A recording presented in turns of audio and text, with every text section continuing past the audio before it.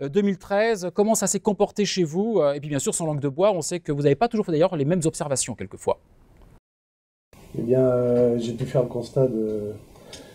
Il nous manque beaucoup d'affaires. Hein, ça, c'est une évidence pour tout le monde. On aurait voulu en faire plus. Ça, je crois qu'on va tous être d'accord. Toujours cet attentisme, toujours j'attends de voir qui me fait la plus belle offre.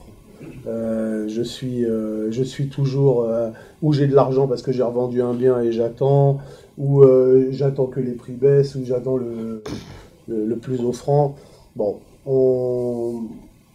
on a fait un résultat qui est toute somme correcte. On a dû faire 210 ventes, ce qui n'est pas si mal que ça, pour la Loire-Atlantique seule, alors qu'à l'échelle nationale, on a dû faire 10 500 ventes, ce qui est,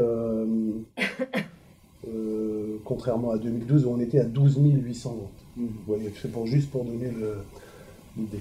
Parfait. Benjamin Hagenauer, vous avez observé un rééquilibrage sur l'année 2013, donc au nom de votre métier et de votre pratique quotidienne. Qu'entendez-vous par rééquilibrage? Ça veut dire entre qui et qui? Les jauges ont varié de qui à qui? Suite à la crise qu'évoquait Bertrand Moore tout à l'heure de 2008, la loi du député Sellier a produit ses effets dès 2009.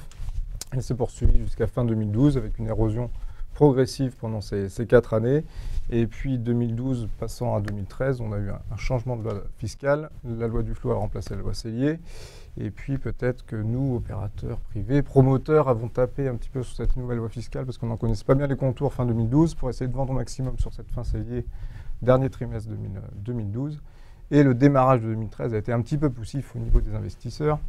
On a eu du mal, je crois, à bien communiquer sur ce qu'était cette loi Duflot, quels étaient les contours. Il y avait une idée de fond aussi, transmise peut-être un peu trop fortement par le gouvernement, de vouloir taper sur les loyers, c'est-à-dire baisser les loyers, les réduire, ou en tout cas mettre en place des loyers qui soient inférieurs au loyer marché. On se rend compte, après avoir bien appréhendé cette loi et l'avoir bien expliqué à nos clients, qu'elle est au moins aussi efficace que le Sellier version 2012, avec 18% de défiscalisation.